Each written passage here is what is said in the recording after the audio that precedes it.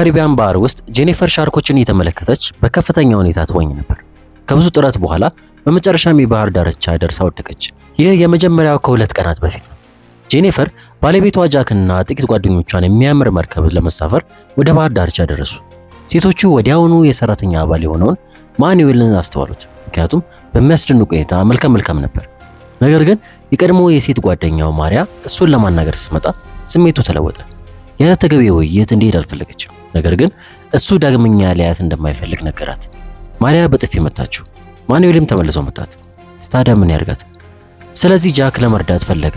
ሆኖም ጄኒፈር እና ጓደኞቹ ጣልቃ እንዳይገባ ነገሩት። ማሪያ ማኑኤልንና እንግዶቹ አረገመችና በመጨረሻ ሄደች። በዚያ ምሽት ጃክ በወደቡ ላይ በደረሰው ነገር ማኑኤልን አሾፈበትና ከቡድኑ ጋር መጠጥ እንዲጠጣ ጋበዘ።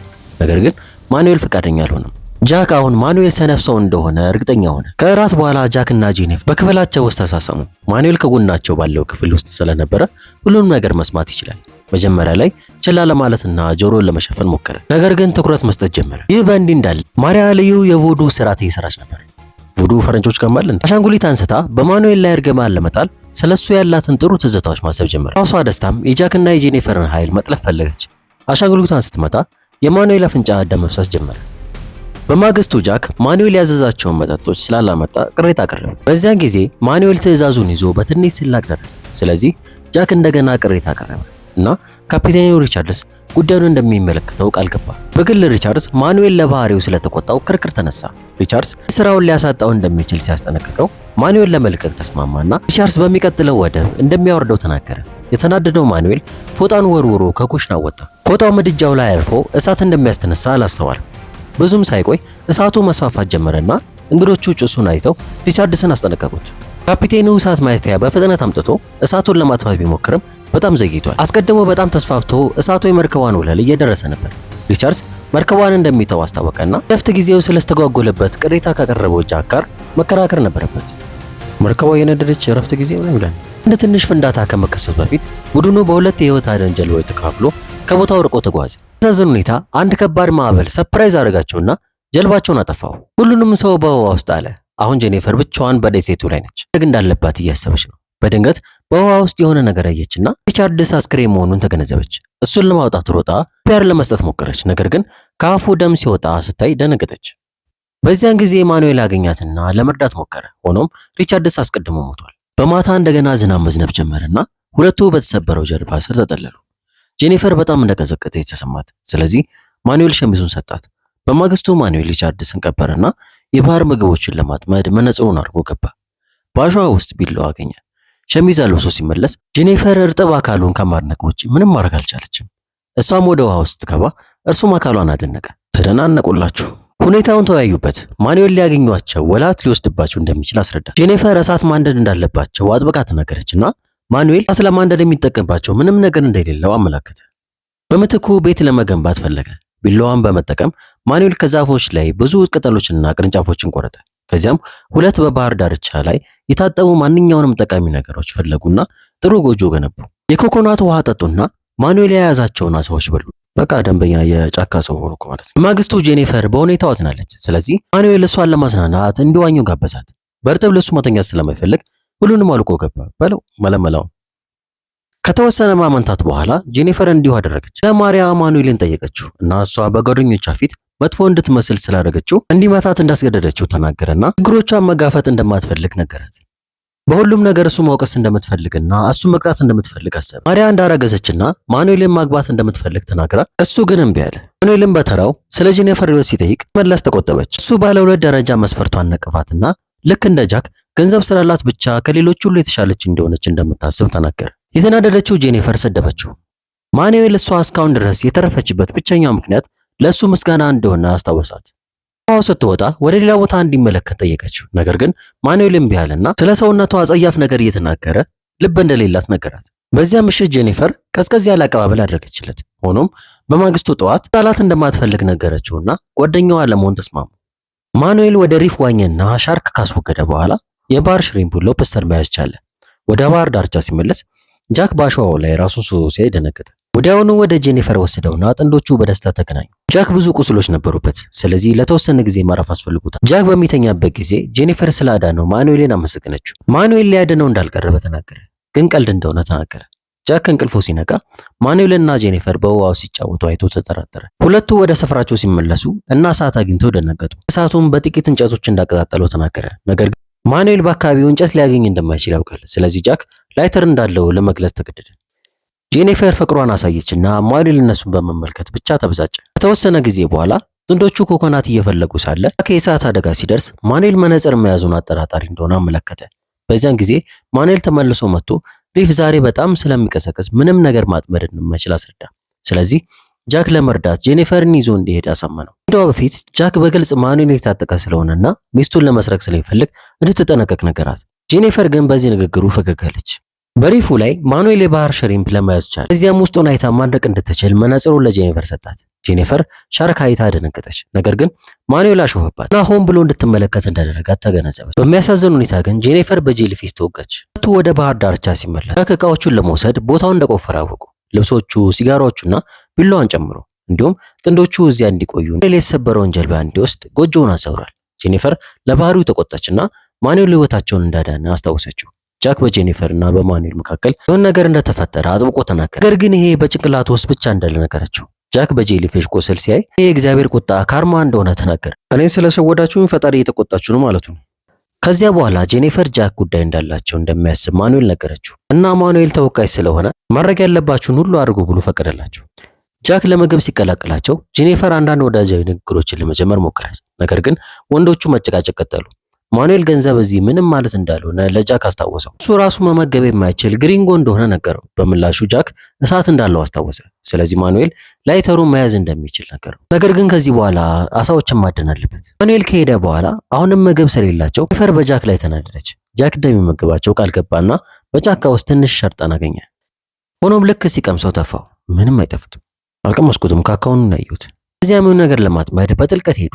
ነገር ግን ትንሽ ነገር ብቻ ያዙ። ጃክ ወደ ሪፍ ለመሄድ ሲወስን ጄኒፈር ወደ ባህር ዳርቻ ተመለሰችና ትንሽ የባህር ቀንድ አውጣ በላች። ይሄም አይሆንም፣ ማኑኤል ብዙ ትኩስ ዓሳ አለውና ሊያካፍላት አቀረበ። ነገር ግን ጄኒፈር ጃክን መክዳት እንደሆነ አሰበችና ተወቹ። በዚህ ጊዜ በይበልጥ ተበሳጨ። ማኑኤል ጃክ ጄኒፈርን በጣም እንደሚጎዳት አመለከተና ከበላች ሚስጥሯ እንደሚጠብቅላት ቃል ገባ። እሷ ለመጀመሪያ ጊዜ ካያት ጀምሮ እንደሳበችው አምኗል። ጄኒፈር እሱን ማመን እንዳለባት እርግጠኛ ነበረችም። ግን በመጨረሻ ራብ አሸነፋትና የተወሰነ ዓሳ ወሰደች። ማኑኤልን ጉንጩ ላይ በመሳም አመሰገነችው። በሪፍ ላይ ጃክ አንዳንድ ትንሽ ዓሳዎችን ከያዘ በኋላ አካባቢው ተመለሰና ለጄኒፈር ሰጣት። ነገር ግን ማኑኤል ቢጫዎቹ መርዛማ እንደሆኑ አስጠነቀቀው። ጃክ በአሸዋ ላይ ትንሽ ዓሳ ያለበትን እንጨት አገኘ። በዚህ ጊዜ ከማኑኤል ጋር ዓሳዎቹን ጥርግ አድርጋ እንደበላች አወቀ። ጄኒፈር ግን እንደሰረቀች ነገረችው። ነገር ግን ጃክ አላመናትምና ማኑኤልን ጠየቀው። ማኑኤል ደግሞ ስለሚያካፍላት ጄኒፈር መስረቅ እንደማይኖርባት ተናገረ። ጄኒፈር ሌላ ክርክር እየመጣ መሆኑን አይታ ከማኑኤል ርቀው መሄድ እንዳለባቸው ተናገረች። ነገር ግን ጃክ አልተስማማም። ጥንዶቹ ለሚቀጥሉት ጥቂት ሰዓታት ለመብላት የሆነ ነገር ለመያዝ ሞከሩ። ጃክ ሲዞር እሳቱን እንደጠፋና አሁንም ማኑኤል እሳት እንዳለው አወቀ። ወደ መኖሪያ ቦታቸው ሮጡ። እሳቴን ለምን ሰረክ ብሎ እሪ አለ። ማኑኤል ብልጭታ ብቻ ነው በእንጨቶቹ ላይ ወደቀው ብሎ ማለ። ከዚያም ጃክ እሳቱን ባሸዋ አጠፋው። ማኑኤል በቅርንጫፍ መታው። ጃክ በመታገል መለሰና ፍልሚያው ተጀመረ። የተወሰነ ጊዜ በአሸዋው ላይ ተንከባለሉና ማኑኤል ክፍተት ሲያገኝ ጦሩን ያዘ። ቢላዋ እንድትሰጠው ጠየቃት። ነገር ግን ጄኒፈር ከነሱ ራቀ። የተናደደው ጃክ ጄኒፈር ከሱ ለመስረቅ እሳቱን እንደጀመረው ማኑኤልን ወቀሰ።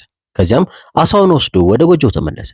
ከተወሰነ ጊዜ በኋላ ጃክ በድብቅ የሆነ ነገር እየገነባ ነው። ማኑኤል እያሸለበ ሳለ ጃክ መነጽሩን ሰረቀው። ማኑኤል ከእንቅልፉ ሲነቃ ጃክ መነጽሩን ለብሶ ሲዋኝ አይቶ ተናደደ። ስለዚህ ሊያሳድደው ጦሩን ያዘ። ጄኒፈር እሱን ለማስቆም ዘለለችበትና ማኑኤል ወዲያውኑ አወረዳት። በዚህ ጊዜ በተለየ መልኩ ሊበቀሉ አሰበና ጄኒፈርን ተገቢ ባልሆነ መልኩ መነካካት ጀመረ። መጀመሪያ ላይ ጄኒፈር እምቢ አለች። ነገር ግን በስተመጨረሻ እሷን ፈቃደኛ ሆና ተገኘች።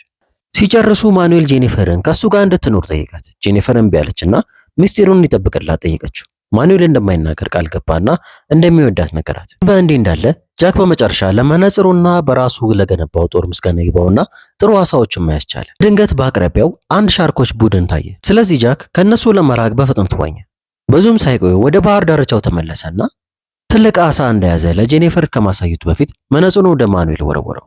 ጄኒፈር መነጽሩን ስለወሰደ ገጸጸችውና ጃክ ማኑኤል እንዳልተናደደ ተገነዘበ። በዚህ ጊዜ ጄኒፈር እሱን ለማረጋጋት ስሟዋለች ብሎ ጠረጠረ። በቁጣ ጎጆውን ሊያፈርሰው ምንም አልቀረም። ሲጮህባትና ሲሰድባት ጄኒፈር ተበሳጨ። በድንገት ፀጉሯን እየጎተተ ወደ ማኑኤል ቦታ ወሰዳት። ከዚህ በኋላ እዚህ እንድትኖር ነገራት። ማኑኤል ጃክ እንደማያስፈልጋት በመናገር ጄኒፈርን አጽናናት። በኋላ ጃክ ባህር ዳርቻ ላይ የፕላስቲክ ጠርሙሶችን ጨምሮ አንዳንድ ዕቃዎችን አገኘ እና የራሱ መነጽር በመገንባት ቻለ። ወደ ሪፍ ዋኘና ለብዙ ሰዓታት ጠፋ። በዚህ ጊዜ ጄኒፈር ተጨነቀች። ነገር ግን ጃክ ከሩቁ እየተመለከታቸው ነበር። ማኑኤል በበኩሉ እንድትደንስ በማድረግ አዘናጋት። የሚቀጥለው ጊዜ ጃክ ሲጠልቅ እኛውን ጀልባ አገኘና ወዲያውኑ ወደ ባህር ዳርቻው ጎተተው። ማኑኤልና ጄኒፈር ሊረዱት ሞከሩ፣ ነገር ግን አባረራቸው። ከተወሰነ ጊዜ በኋላ ጄኒፈር ጃክ ጀልባውን እየጠገነ መሆኑን አስተዋለችና በባህር ላይ እንደሚሞት በመጠቆም አሾፈችበት። ክርክር ተጀመረና ጃክ በንዴት ጀልባውን መምታት ጀመረ። ኦ ጎመን በጤና ብላ ጄኒፈር ከዛ ቦታ ራቀች። እዚያ ምሽት ማኑኤልና ጄኒፈር እያወሩ ሳለ ጄኒፈር በጀርባው ላይ ቦታ ለማግኘት ጃክ ጋር ቆሻሻ ለመሆን እየሞከረች እንደሆነ ነገራት። ጄኒፈር ውሸት እንደሆነ ለማኑኤል አረጋገጠችለትና ጃክ ከጫካ እየተመለሰ ሳለ ለመዝናናት ወደ ውሃው ሮጡ። ካየችው በኋላ ጄኒፈር ጀልባውን ወስደው ጃክን መተው እንዳለባቸው ለማኑኤል ነገረችው። ጠዋት ጃክ ለጉዞ ምግብ እንዲኖረው አሳ እያጠመደ ነው። ጄኒፈር እና ማኑኤል ጀልባውን ለመስረቅ እድሉን ወሰዱ። ያያቸው በፍጥነት ተከተላቸው። ማስቀደመው ተሳፍረው ከመድረሱ በፊት በመርከቧ ተጓዙ። ከእይታው ከራቁ በኋላ ወደ ኋላ ተመልሶ ፈገግ እያለ ተቀመጠ። ጥቂት ሰዓታት በጀልባዋ ከተጓዙ በኋላ በጀልባ ውስጥ ቀዳዳ እንዳለና ውሃ እየገባ መሆኑን አስተዋሉ። ጄኒፈር ይህ ሁሉ የጃክ እቅድ እንደነበረ ተገነዘበች። ጀልባውን እየጠገነ በመምሰል ርቀው እንዲሰምጡ ወጥመድ አዘጋጀ። ጀልባው ብዙም ሳይቆይ መስመጥ ጀመረ እና ሁለቱ በተቻለ ፍጥነት መዋኘት ነበረባቸው። በባህር ዳርቻው ላይ ጃክ በሰላም እርፍ እያለ ነበር። መጨረሻም ጄኒፈር እና ማኑኤል ተመለሱ። ጃክ ጦሩን አዘጋጀ። ጄኒፈር እሱን ለማስቆም ሞከረች፣ ግን ጃክ ገፋትና ጦሩን ወደ ማኑኤል ወረወረ። ጀርባው ላይ ወጋው። ከዚያም ጄኒፈር ጃክን ተገዳደረችውና ማኑኤል ከመዋኘት በፊት ፊቱን በቡጢ መታው። ለቀሰች ያለችው ጄኒፈር በዋና የደከመውን ማኑኤልን ለማጥቃት በመሞከሩ ጃክን ፈሪ ብላ ጠራችው። በዚያ ምሽት ጃክ ጄኒፈርን አስሮ ሊያደርጋቸው ያሰበውን ነገር በሙሉ ነገራት። በድንገት ማኑኤል ጃክን ከኋላ ጠቃውና ሌላ ፍልሚያ ተጀመረ። ወንዶቹ በአሸዋው ላይ ተንከባለሉ፣ እርስ በርስ ሲመታቱ እንዴት ደስ እንደሚል። ጄኒፈር የጎጆው አናት ላይ ለመድረስ በሳጥኑ ላይ ወጣች። አፏን የዘጋውን ጨርቅ ገፋችና ገመዱን በአፏን ለመፍታት ሞከረች። ተሳካላት። ማኑኤል እሳቱ ጋር ደርሶ ትኩስ እንጨት አነሳ። ጃክ ደግሞ ጦሩን ወሰደ። ስለዚህ አሁን በጦር መሳሪያ የተወጉ። ጄኒፈር በመጨረሻ ራሷን ነጻ ስታወጣ ጃክን ገፋችሁና ማኑኤል ወደ እሳቱ ወረወረው። ዱላ ቅብብል ማለት ነው። ይህም ሁለቱ እንዲሮጡ ክፍተት ሰጣቸው። ጃክ ሱሪው ላይ ያለውን እሳት ለማጥፋት ወደ ውሃው ሮጠ። በየአቅጣጫው ተሯሯጡ። ማለዳ ጄኒፈር የማኑኤል ቁስሮችን አሰረች፣ ነገር ግን ትኩሳት ስላለው ተጨነቀች።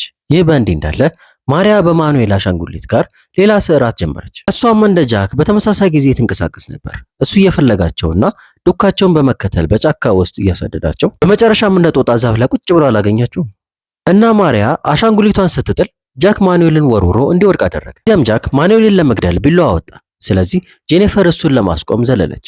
በመሬት ላይ ሲታገሉ ጄኒፈር የአፉን ክፍል ከነከሰችው በኋላ ቢላዋን ልትወስድ ስትታገል አንቺ አትይም እያለ መታገል ጀመረ። ማኑኤል የጃክን ጭንቅላት ለመምታት ተስፋ በማድረግ ድንጋይ አነሳ።